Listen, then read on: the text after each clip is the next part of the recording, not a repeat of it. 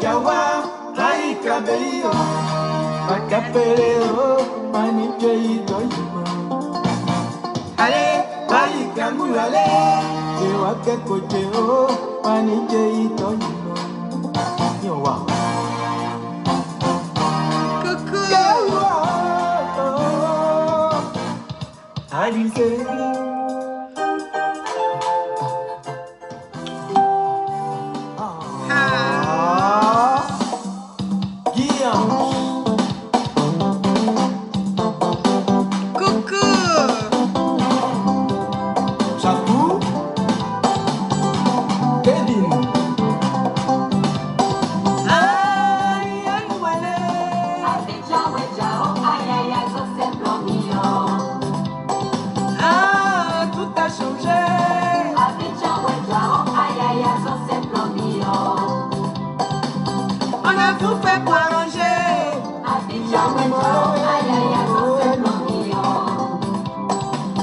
Ils ont tout fait pour gâter.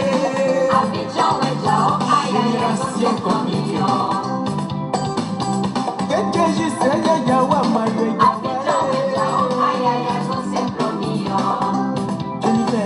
partagez massivement, hein.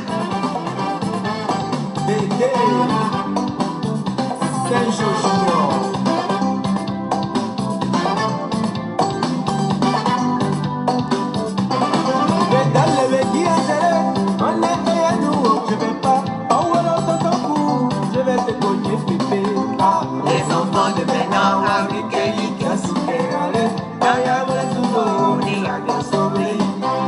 C'est pas possible. Et Kevin Tiawama, dans la chemise équipée, des talons complets, avec la tête estirée. On disait moi le vrai gars. Attends, c'est promis.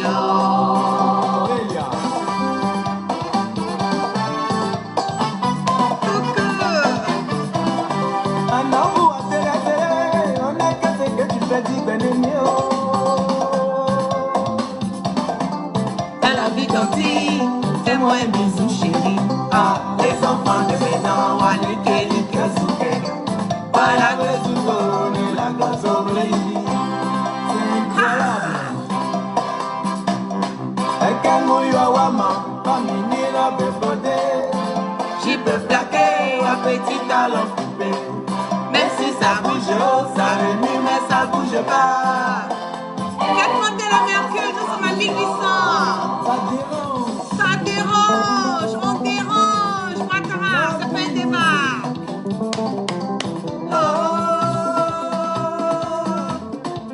Doucement. Près de Domina, éducation de mes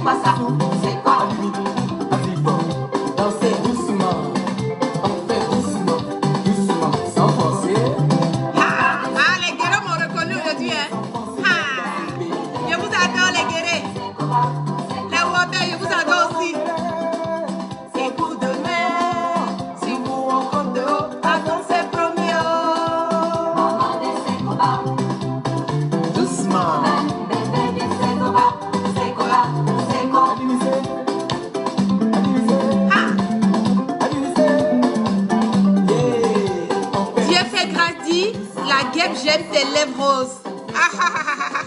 C'est naturel, hein? C'est quoi? C'est cool. Coucou à tous. Merci d'être connectés avec moi ce matin. C'est la guêpe. C'est toujours un plaisir d'être avec vous. Et toujours un plaisir de partager mes directs et mes bâillements. Partagez massivement ce direct parce que nous sommes en guerre de communication. Ouattara veut nous faire croire que lui, il est en pleine forme. Il veut nous faire croire que tout se passe bien. Il veut nous faire croire que les émeutes qui se sont passées au niveau de Paris, où les gens sont sortis, allaient s'arrêter devant l'hôpital de Calama, Calama ou Calama, je ne sais même pas, voilà et tout, pour dire que non, qu'il était là-bas et tout. Il veut nous faire croire que il était en bonne santé, voilà, son départ de Paris était programmé, voilà, sa venue sur Paris était tout juste une visite de courtoisie, voilà.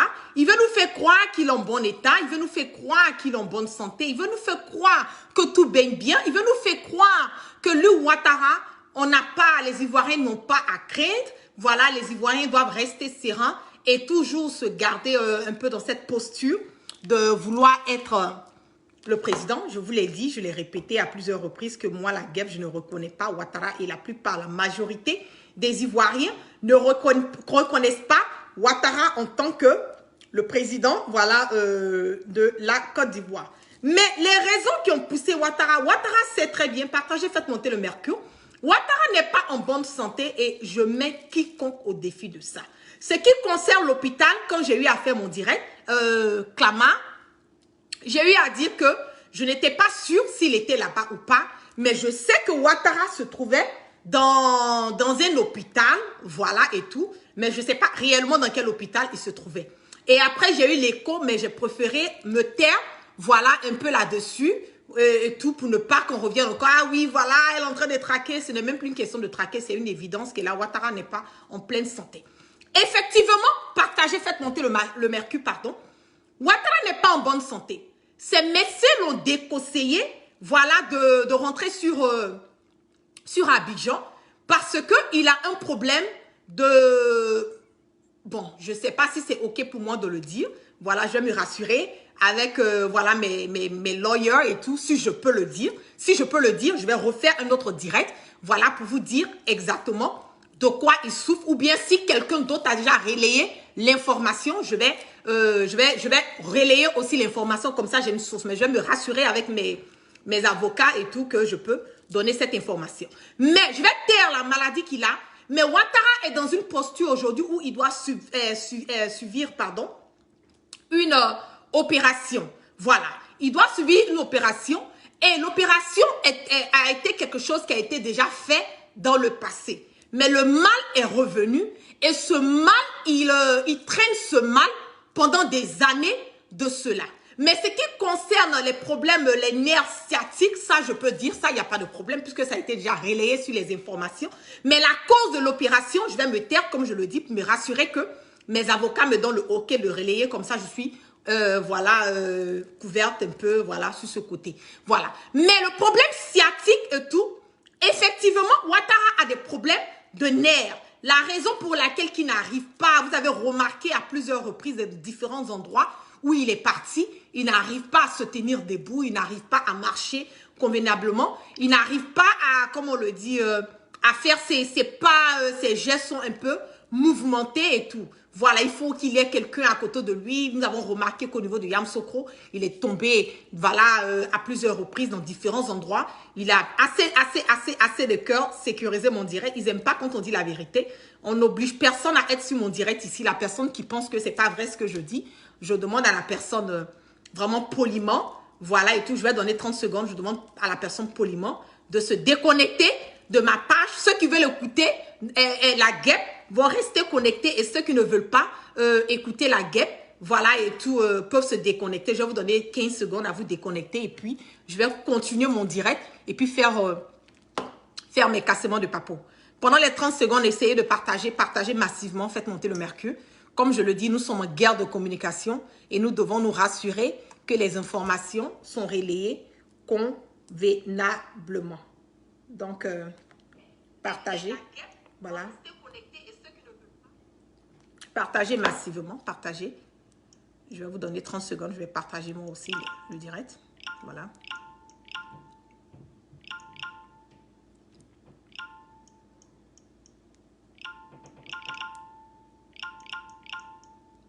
Partagez, je vais les bloquer. Je vais les bloquer. Partagez massivement. Je suis en train de partager aussi. Voilà. Donc, comme je le disais et tout, Ouattara est malade. C'est pas maintenant, c'est pas aujourd'hui, c'est pas quelque chose de nouveau. Ça fait des années que Ouattara est malade.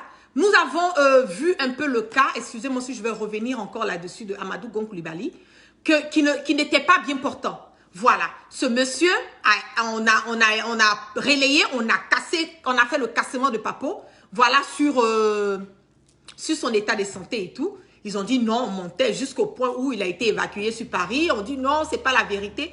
Vous avez tous remarqué, voilà, Ouattara même qui s'est adonné à vouloir faire tourner un film de Nollywood où j'ai eu à démontrer par A plus B, voilà, que c'était un mensonge, c'était pas la vérité et que Amadou Gon Coulibaly était vraiment pas bien portant. Il était dans un hôpital, il était vraiment dans un état critique.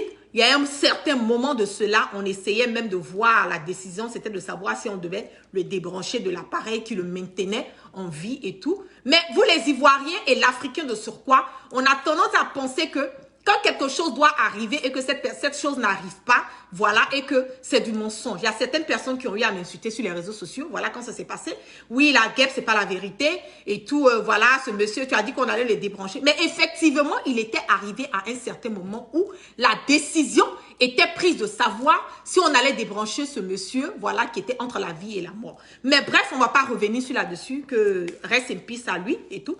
La vie continue. Et j'ai l'impression que nous sommes en train de revenir encore sur le même scénario de Amadou Gon Coulibaly. Arrivé à un certain moment dans la vie, il faut pouvoir peser, il faut pouvoir faire la part des choses, il faut comprendre que le fini de tout là, c'est la vie. Le fini de tout là, c'est être en bonne santé. Le fini de tout, c'est, comme on le dit, c'est que Dieu nous donne la force. Voilà, de pouvoir nous lever le matin. Moi, je dis, Alhamdoulilah Rabbil Alamin, Dieu m'a donné la force de me lever ce matin. Je lui dis merci et je lui rends grâce à Dieu. Tout ce qui est aux alentours, pour moi, c'est Dieu, c'est de la racaille. Voilà. Ouattara est dans une position aujourd'hui où j'ai l'impression que les personnes autour de lui, partagez, faites monter le mercure, nous sommes à près de 4000 personnes connectées. J'ai l'impression que les personnes autour de lui aujourd'hui sont tellement focalisées et surtout, je vous dis que aussi le poison de notre pays, la gangrène, la deuxième gangrène de notre pays, c'est Dominique Ouattara. Parce qu'une femme est supposée donner des conseils à son mari. Une femme est supposée mettre son mari sur le droit chemin. Quand on dit derrière un grand homme, il y a une grande femme, mais derrière un grand homme aussi, il y a des femmes malhonnêtes et derrière des grands hommes, il y a des femmes imposteurs et derrière des grands hommes, il y a des femmes qui emmènent leur mari comme on le dit, à poser des actes qui ne partent même pas dans, comme on le dit, dans le bien-être de leur mari. Donc derrière des grands hommes, il y a des femmes marmailleuses. Voilà, il y a des femmes qui font la marmaille. Et Dominique Ouattara est une femme qui est imbue de sa personne. Dominique Ouattara est une femme qui ne pense qu'à ses intérêts. Et remarquez, elle n'a pas eu d'enfant avec Ouattara. Voilà, c'est ça la vérité. Aujourd'hui, tous les biens, les ressources qu'elle est en train de plier dans notre pays sont des biens qui vont appartenir à ses enfants, qui sont des biens qui vont appartenir demain à ses petits-enfants. Elle n'a rien à perdre dans cette histoire que Ouattara soit là aujourd'hui, qu'il soit vivant, qu'il soit mort. Elle n'en a rien à perdre. Mais ce qui l'arrange plus, c'est de voir que Ouattara soit vivant pour qu'elle continue de plier nos ressources, de continuer à plier nos biens. Donc aujourd'hui, Ouattara, je le dis haut et fort, ce monsieur est un malade. Il est très malade. Vous avez même remarqué, voilà la photo qu'ils ont postée sur leur page de, comment on appelle, page de, pas du RHDP, mais de la présidence et tout. Vous avez remarqué que quand vous regardez son visage, quand vous regardez la manière, sa posture et tout, vous sentez que ce monsieur est mal portant. Ce monsieur ne va pas bien. Ce monsieur est vraiment, comme on le dit, dans un état pas critique, parce que, je vais dire critique, parce que critique, c'est pas seulement de voir la personne arrêtée, voilà, c'est pas seulement de voir la personne en train de bouger, on se dit non, oui, tout va bien et tout. Non, mais la maladie, elle est intérieure. La maladie, elle est dans son corps. Et ce monsieur essaie de se maintenir. Il essaie de montrer qu'il tient bon. Il essaie de camoufler le mal qu'il a. C'est ça qui est la vérité. Ouattara n'est pas du tout bien portant. Il n'est pas du tout bien portant. Et il a précipité sa venue malgré le fait que les médecins ont eu à lui dire non, de rester, comment on appelle, sur Paris et de continuer à suivre ses comment on appelle, ses traitements et tout. Et je l'ai dit bien qu'il doit subir, une intervention, voilà, pour aider dans le mal. Je ne sais pas si ça va aider parce que cette même intervention, il a subi cette même intervention il y a des années de cela. Et le mal est revenu. Mais le problème est que, puisque nous sommes encore dans cette histoire de la marmaille, puisque nous sommes aujourd'hui dans le fait que Ouattara veut nous montrer que tout va bien, il a eu à planifier cette investiture à Docaflet, comme moi je le dis, voilà, pour pouvoir montrer que oui, il maintient, tout va bien, tout et tout. Et aussi basé sur le fait que certains Ivoiriens sont sortis au niveau de Paris pour parler de ça dans l'hôpital. Je l'ai dit, je l'ai répété, l'hôpital, je ne sais pas s'il était réellement, voilà, je n'ai pas confirmé s'il était réellement dans cet hôpital ou pas, mais je sais qu'il était dans un hôpital, voilà, de la place et qu'il suivait des traitements. Mais comme les gens sont sortis, moi-même la guêpe, je suis sortie, j'ai eu à faire ce cassement de papa que oui, effectivement, qu'il est malade, il est dans un hôpital, pardon, quelque part sur Paris. Donc, il faut que Ouattara sorte. Il faut qu'il revienne d'Arda sur Abidjan. Il faut qu'il vienne démontrer. Et j'ai l'impression qu'il est en train de se donner à un jeu vraiment très dangereux parce que peu importe ce que les gens vont dire, peu importe ton état de santé, peu importe ce que tu vis, au fini là, c'est ta santé qui vient a priori. Les présidents ou bien comment on appelle, les personnes, voilà, au niveau des États-Unis et tout, quand ou bien les gouverneurs ou les sénateurs ou même le président, quand ils sont malades, ils disent non, qu'ils sont malades. Le sénateur, il est malade, il va sortir, il va dire oui, je suis malade, je suis dans tel hôpital. Il y a des gens même vont même interviewer, même après sa sortie, je suis dans tel hôpital, j'ai tel mal et tout. Je suis en train de faire des traitements. Souvent même, ils vont détailler. Si c'est du cancer et tout, ils vont dire, oui, je suis en train de faire la chimo, ou bien je suis en train de faire, voilà, tel traitement, voilà, qui a été conseillé. Les gens même vont parler de ça. Les news médias vont parler de ça. Ils vont parler du mal. Ils vont même dire, voilà, quel traitement. C'est-à-dire que ce n'est pas un sujet tabou. Voilà. Ce n'est pas un sujet tabou. Mais chez nous, en Afrique, tellement que nous sommes dans la marmaille, tellement nous voulons donner l'impression que tout va bien. Aujourd'hui, ce monsieur-là, vous êtes en train de le pousser. Moi, je le dis tous les jours. Je dis, ce n'est pas, comme on le dit, nous ne sommes pas des ennemis. C'est ça qui est la vérité.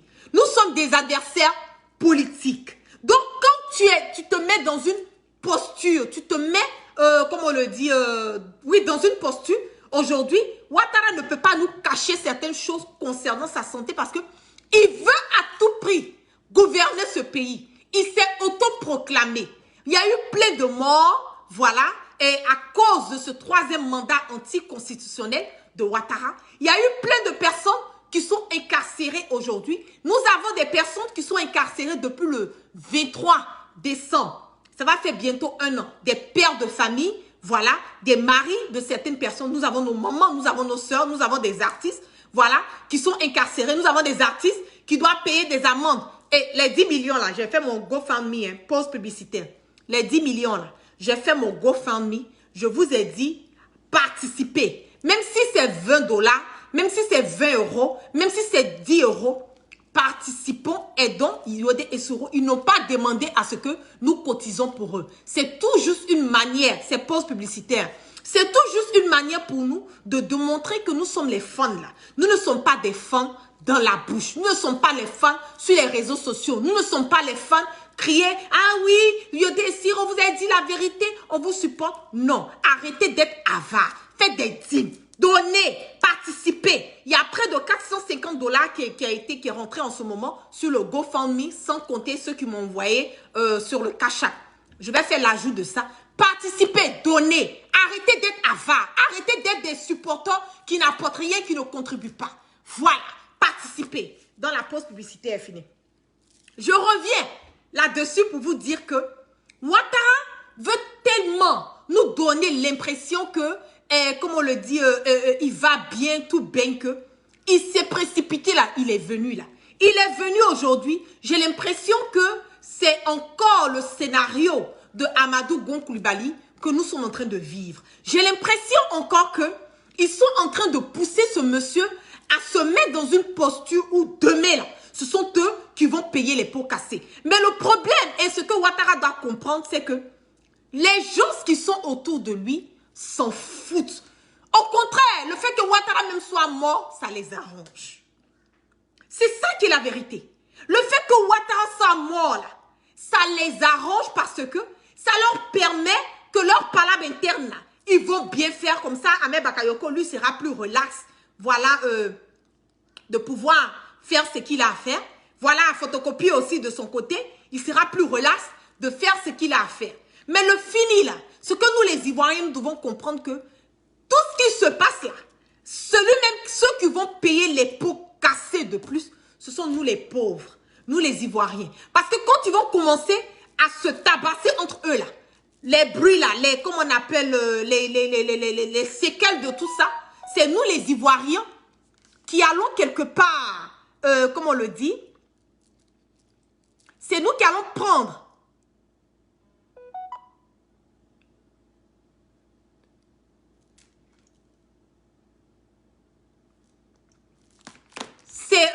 c'est quelque part, voilà, nous qui allons payer les pots cassés. C'est quelque part, nous qui allons, comme on le dit, ressentir tout ce qui se passe.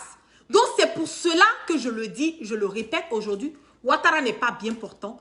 Concentrons-nous, continuons cette histoire de désobéissance civile, menons ce combat, soyons concentrés sur ce qui va mener notre pays à aller de l'avant pour que nous puissions quelque part continuer dans cela. Il y a certaines personnes qui ont eu à nous dire, à m'envoyer des messages pour dire oui, le président Laurent Gbagbo, voilà, a eu son passeport diplomatique et aussi a eu, comme on le dit, son passeport normal et tout. Vraiment, nous sommes tous contents. Voilà, nous sommes heureux. Moi, la guêpe, je suis heureuse, voilà, qu'il ait son passeport. Parce que, et en plus de cela, pour moi, c'est même pas quelque chose qu'on devait, voilà, c'est malheureux que nous sommes obligés de célébrer ça indirectement parce que, il faut que je le dise la vérité, ce passeport que le président Laurent Gbagbo a eu là, c'est tellement normal, voilà, c'est tellement évident, c'est dans la logique, voilà et tout,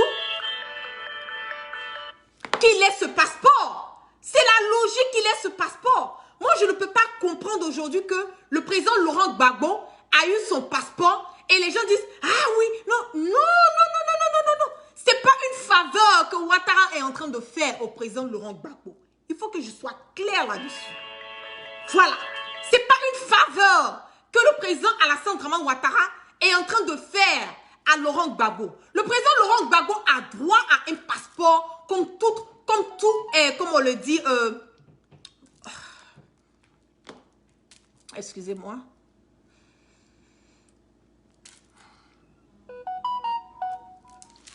Il a droit à un passeport, voilà, comme tout Ivoirien, il a droit à un passeport diplomatique comme tout ex-président. C'est de ça qu'il s'agit. Mais quand on donne l'impression comme si c'est une faveur qu'on est en train de faire à ce monsieur, moi ça m'énerve et puis ça mérite encore parce que ce n'est pas une faveur. Ce n'est pas une faveur qu'on est en train de lui faire. C'est normal qu'il ait ce passeport. Et c'est aujourd'hui que c'est cette manière que Alassane Dramane Ouattara est en train de nous faire croire que tout ce que lui est en train de faire, là, non, on doit voir ça dans le sens où il est gentil. Tout ce qu'il est en train de faire, on doit voir ça dans le sens que oui, qu'il n'est pas obligé de le faire, mais il le fait, donc nous devons applaudir ce geste, nous devons applaudir ce tas qu'il a eu à poser. Non, ne nous laissons pas, comme je le dis, burner par ces actes d'hypocrisie de Ouattara. C'est ça qui est la vérité. Nous devons comprendre aujourd'hui qu'il y a certaines choses que Ouattara est en train de faire, c'est parce que quelque part, il n'a pas le choix. C'est parce que quelque part, nous sommes en train de hausser nos voix. C'est parce que quelque part, il a le dos au mur. C'est parce que quelque part, il comprend que la communauté nationale et la communauté internationale est en train d'observer tout ce qui est en train de se passer aujourd'hui dans notre pays et sur le plan international. Aujourd'hui, les lobbies sont en train d'être faits au niveau des États-Unis concernant le leader générationnel Soro Guibafouri Guillaume. C'est ça qui est la vérité. Ils sont en train d'appeler, voilà, pour dire non, Soro l'a fait comme si Soro n'est pas bien. Mais pourquoi? Dans la vie, là, moi je dis toujours, l'hypocrisie n'emmène nulle part. Quand quelqu'un pose un acte dans ta vie, il faut avoir la force, le courage de dire, arriver à un certain moment dans notre vie, voilà, Soro Guibafouri Guillaume a eu à faire ça pour moi, Ouattara. Soro est celui qui a permis ça. C'est à cause de Soro que nous avons pu partir à des négociations. C'est à cause de Soro que nous avons pu avoir des accords ont été signés. C'est ça qui est la vérité. Et Ouattara même lui-même, il était en exil. Quand il a dit, je frapperai ce pouvoir moribond et il tombera. Donc aujourd'hui, si Soro Guibafouri Guillaume, vous avez fait de lui un exilé, qu'il est en exil aujourd'hui, qu'il est en train de parler, il continue de participer dans la vie, comme on appelle, politique de notre pays. Pour moi, ça me fait rire des personnes qui disent, ah, mais il est là-bas, mais pourquoi? Ah, il est là-bas, il n'a qu'à venir sur le terrain. Mais Ouattara lui-même, il était à 6000 km de la Côte d'Ivoire. Et puis, il a géré. C'est de ça qu'il s'agit. Il était à 6000 km de la Côte d'Ivoire. Et il a eu à gérer cette rébellion. Il a eu à comment on appelle ça, à quelque part, menacer le pouvoir qui était là. Soro n'est pas en train de menacer un pouvoir. Soro est dans la logique. Soro est dans les normes. Soro dit la vérité. Soro est en train de mener un combat. Et le combat qu'il est en train de mener aujourd'hui, en ce moment et à cet instant T, c'est un combat qui est noble. Et c'est lui qui a mis Ouattara dans cette posture. C'est lui qui a emmené. C'est dommage qu'on puisse le dire, mais c'est ça qui est la vérité. Parce que si Soro n'a pas été là aujourd'hui, je ne pense pas que Ouattara allait pouvoir accéder à ce pouvoir. C'est ça qui est la vérité. Je ne pense pas. Donc nous allons rester focalisés là-dessus.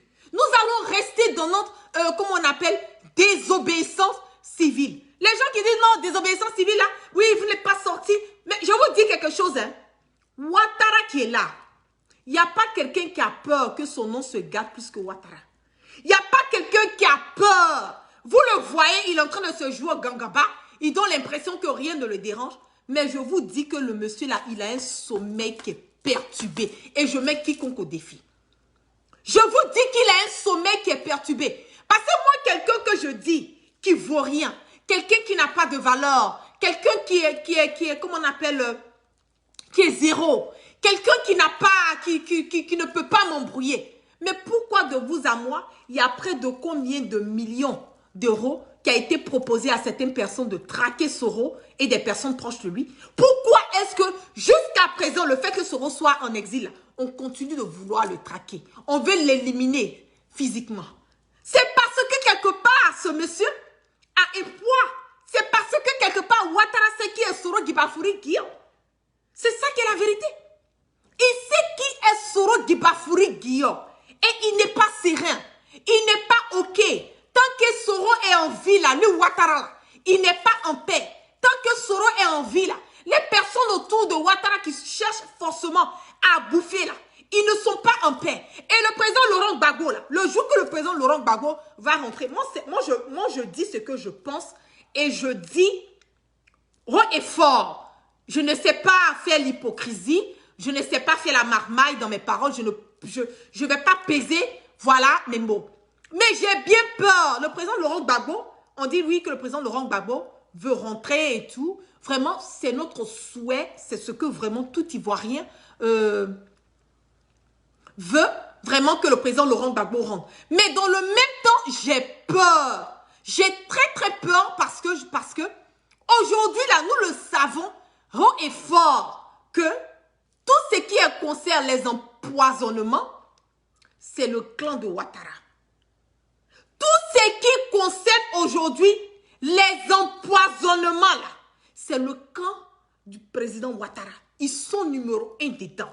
Le fait que le président Laurent Gbagbo a eu son passeport et qu'il veut rentrer en Côte d'Ivoire, moi je dis haut et fort, vraiment, tous les Ivoiriens, tous mes frères Gore ont hâte à voir le président Laurent Gbagbo sur la terre sur sa terre natale. Mais dans le même temps, n'oublions pas que c'est un risque pour lui de partir en ce moment. Et il ne pourra pas quelque part, comme on le dit, vouloir hausser sa voix s'il est sur le territoire par rapport au fait qu'il soit en dehors. Je m'explique. Étant sur le territoire ivoirien, le président Laurent Gbagbo sera mis dans une posture où ils ne vont pas vouloir qu'il puisse parler, ils ne vont pas vouloir qu'il hausse ses voix, ils ne vont pas vouloir qu'il, comment on appelle, qu'il dénonce. Voilà ce qui se passe. Et j'ai bien peur que mon papa Gbagbo que j'adore, mon papa Gbagbo que j'adore, que quelque chose arrive à ce monsieur.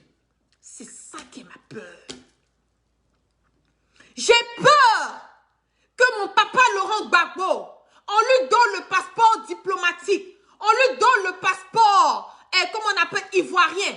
On lui dit, ok, tu peux venir. Les 20 ans qu'on a mis sur toi, il n'y a pas de problème, tu peux venir. Moi-même, Ouattara, je vous dis ce qui va arriver. Il va dire, non, je fais une grâce.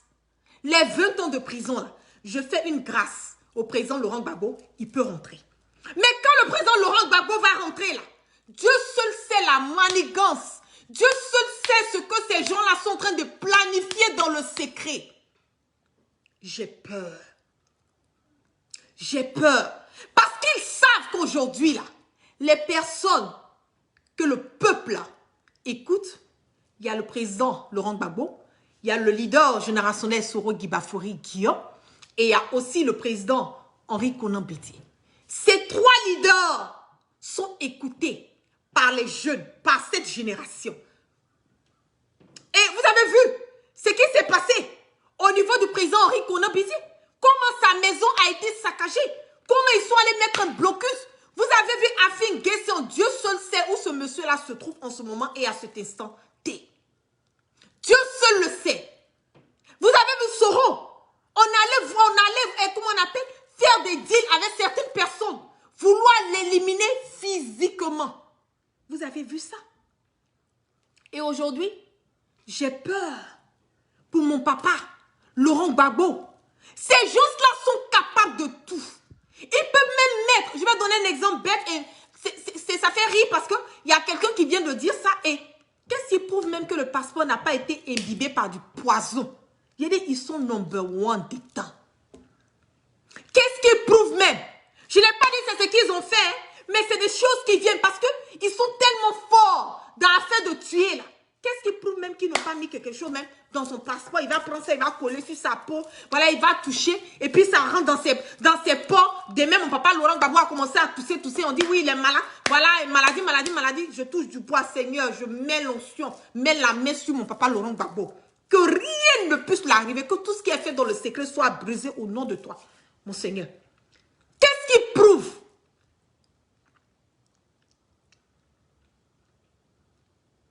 Rien.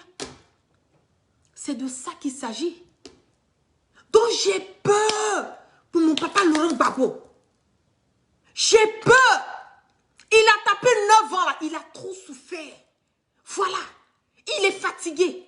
Il a besoin de se reposer. Mais dire aujourd'hui qu'il va rentrer là, c'est un risque